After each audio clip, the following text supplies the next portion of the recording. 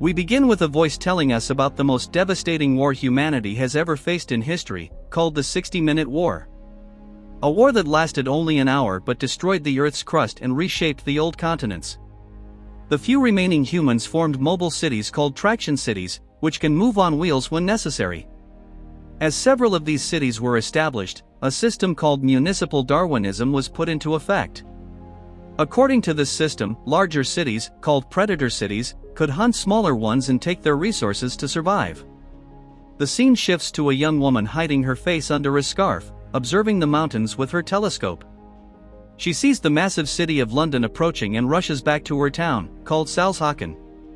When the officials discover that London is approaching them, everyone in the town panics.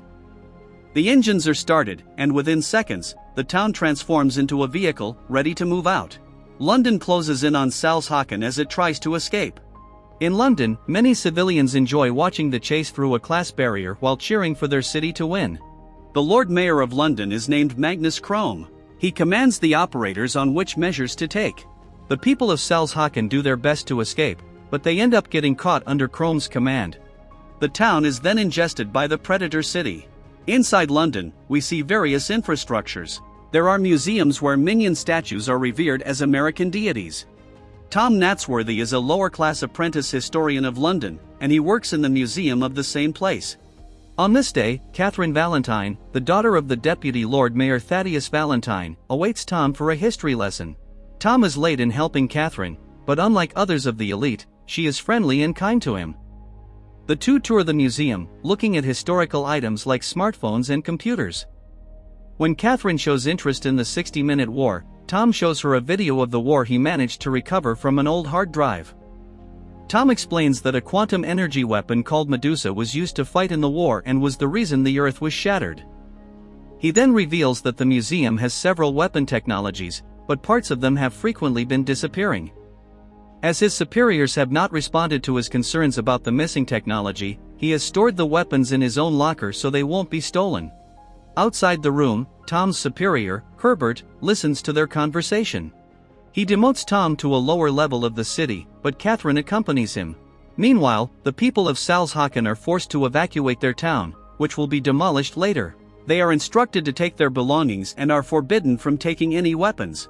However, the girl with the scarf manages to smuggle a knife. Tom and Catherine arrive at the lower zone, where the people of Salzhaken are being searched. Their job is to gather new electronics that Salzhaken possesses. Tom is fascinated to see a top-quality toaster. At this moment, the Deputy Lord Mayor and Catherine's father, Valentine, praises Tom for knowing so much about technology. As they talk, a worker brings an old, dangerous technological device used in nuclear weapons and hands it to Valentine. The way he talks about the weapon makes Tom uncomfortable. Meanwhile, the girl with the scarf approaches Valentine. As he speaks with the people, the girl stabs him, saying this is for her mother, Pandora Shaw. Valentine is shocked to hear the name. Before the girl can make another attack, Tom stops her and chases her as she flees. They both end up in the town of Salzhaken, which is now being demolished. They somehow manage to get past the demolisher and reach the trash ramp. The girl falls on the ramp but is held by Tom, who is intrigued to see a horrible scar on her face. She tells him that her name is Hester Shaw, and before letting go of his hand, she says that Valentine murdered her mother.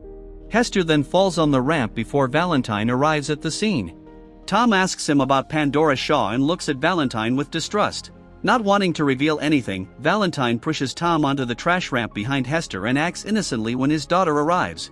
Later, Catherine and Valentine are in their quarters when she asks him about Pandora Shaw. He dismisses her question, but Catherine is sure he is hiding something from her. Meanwhile, Tom was unconscious on the outskirts of an unknown place, and Hester stole his money. When he woke up, she left him behind, but Tom followed her. She was furious with Tom for ruining the plan she had been working on for the last 6 months. Tom asked her to help him get back to London because that's his home, but Hester ignored him and continued walking in the giant trail of the mobile city. Back in London, the Lord Mayor was furious with Valentine for leading them to Europe, because of which they were running out of food and water. Valentine mentioned his energy project and stated that it's the only thing that can help London, but the Lord Mayor was skeptical of his plan. At night, Hester and Tom were resting when they were attacked by some southern scavengers who hunt people. An elderly couple in their land vehicle came to their aid and saved them from the scavengers. They even gave the two a small room to rest. Hester got hurt while trying to save Tom from the scavengers earlier. She treated the wound to some extent and lay down. A little later, she told Tom that her mother, Pandora Shaw, was an archaeologist who loved unearthing buried technologies of the past. She worked closely with Valentine, who was always fascinated by her discoveries. Until one day, Pandora unearthed something Valentine wanted and that she didn't want him to have. On that day, he killed Pandora and cut Hester's face in the process. Hester also mentioned a necklace that Pandora gave her before asking her to run away. She ended up crying, having to recall her sad and painful past. Meanwhile, back in London, Valentine visited the repurposed St. Paul's Cathedral, where he was secretly developing the Medusa nuclear weapon. The historical technology that had been disappearing from the museum was stolen by Valentine for the same purpose. He realized that the small towns to hunt were beginning to disappear, and soon London would run out of food and resources. Therefore, he wants to attack the fixed realm of Shangguai, an anti-traction city that possesses all the resources London will need for hundreds of years. However, Shangguai is firmly protected by the shield wall. Thus, Valentine wants to create Medusa to destroy it and take over the city. After that, Valentine heard news of a cyborg found in the seas by a small town. He visited the creature when one of his companions told him it would be useful to kill Hester. The creature was captured in a box and told Valentine that Hester broke a promise she made to him, because of which he wanted to kill her. Hearing this, Valentine let the creature go. He then destroyed the base supporting the box, and when it fell to the bottom of the sea, the cyborg emerged from the metal compartment and headed to the surface. Meanwhile, Catherine visited Tom's friend, Bevis, to ask what her father was hiding from her. Bevis somehow knew that Valentine had pushed Tom into the tunnel. Catherine could hardly believe him when Bevis added that her father was also conducting a secret project. In exchange for the information, she offered to show him the historical technology that Tom had previously shown her. Hester was awakened by Tom, who told her the vehicle had turned south, so the couple had lied to them. Tom found a way out under the floor, but Hester couldn't jump because of her wound.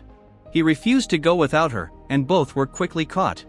They were then held as hostages and put up for a slave auction in a town. Hester was almost bought by a man when suddenly a girl who stood out from the crowd claimed Hester for herself. The auctioneer recognized the girl as a wanted criminal and member of the Anti-Traction League, Anna Fong. She worked closely with the leader of Shangguai, Quan, and was there to free Hester. She killed the auctioneer with a single shot and told Tom and Hester to run. However, they didn't get far when suddenly the cyborg from before, who wanted to kill Hester, arrived. Hester recognized him as Shrike. Shrike approached the two as they fled from him. He almost caught them, but they were saved again by Anna, who warded off the cyborg with an explosive shot. Anna then took them in her aircraft and told Hester that she looked like her mother. Sensing their curiosity, Hester revealed how she knew Shrike. It turned out that he had found her after Valentine killed Pandora and had since been her guardian. Shrike raised her and helped her survive in the world. He was the only remaining cyborg after all others of his kind were killed. One day, Shrike was tired of always seeing Hester sad, so he made an exoskeleton intending to turn her into a cyborg too. Hester promised him she would go through with the plan but discovered Valentine's whereabouts soon after. Therefore, she ran away, and Shrike followed her to kill her for breaking the promise. Tom was stunned to hear the story. The two are then taken to an aerial city called Airhaven, where they meet other members of the Anti-Traction League. They have been keeping an eye on Valentine's suspicious activities and know that it has something to do with Pandora. Therefore, they recruited Hester to find out more about Valentine's plan. Hester informs them about a box that Valentine killed her mother to obtain. While they are talking about the box, Tom remembers the time when a worker handed Valentine an old technology used in the 60-minute war. He finally realizes that Valentine is planning to restart Medusa, the weapon that destroyed Earth many centuries ago. He tells everyone that the box was the central computer system to start the quantum energy weapon. The only way to stop the weapon is with a crash drive, a type of key that cancels out Medusa's firing sequence. Back in London, Tom's superior at work, Hébert, tells Valentine about the old technology that Tom had hidden.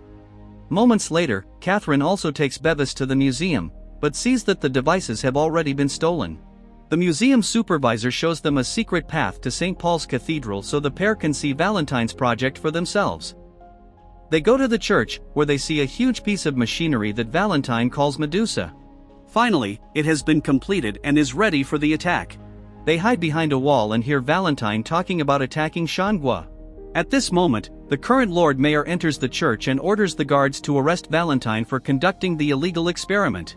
However, the guards remain in place, revealing that they now work for Valentine. Eventually, he kills the Lord Mayor while a horrified Catherine watches. In Airhaven, suddenly, the lights go out, and Shrike arrives looking for Hester. Chaos ensues as the whole city catches fire. Tom and Hester flee from Shrike, but he fights with the Anti-Traction League members and soon catches up to the two. He is almost killing Tom when Hester begs him not to.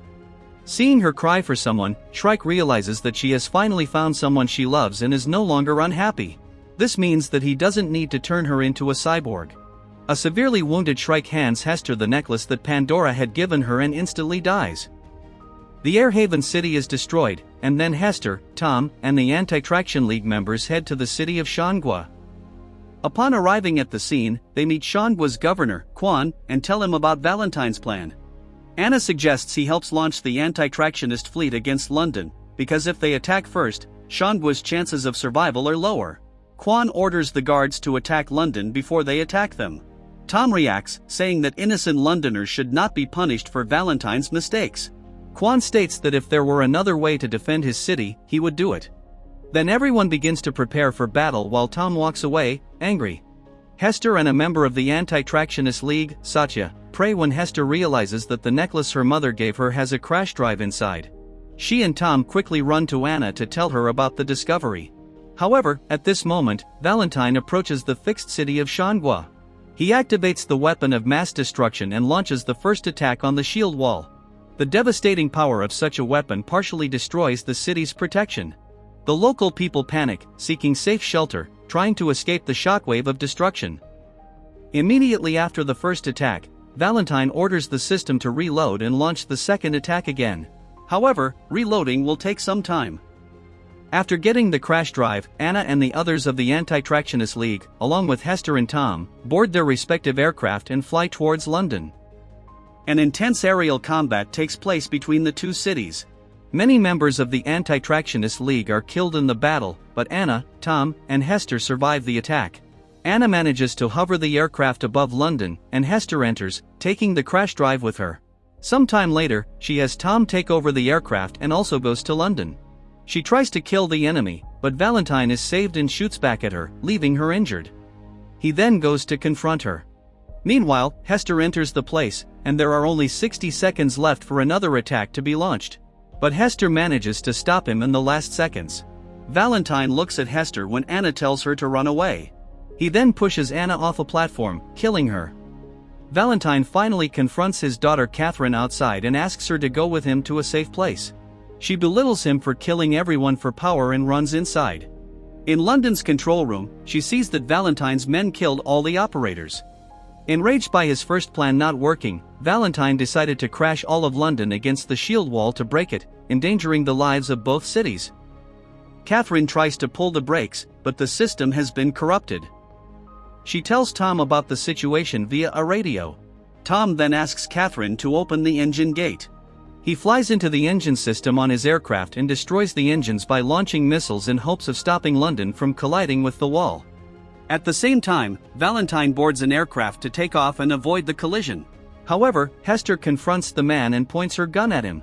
Valentine tells her about the affair he had with her mother, and remembering this, Hester gets distracted, and Valentine gains the upper hand, takes the gun, and knocks her down. With the aircraft rocking, Hester manages to stand up and initiates a confrontation with her enemy. He is strong and manages to choke Hester, but she quickly grabs her hidden blade and cuts Valentine's face. He tries to scare the young woman, but seeing a way out of there, she jumps onto the aircraft Tom was flying. When she is safe, Tom, in anger, fires a missile at his enemy for the evil act he did to him earlier.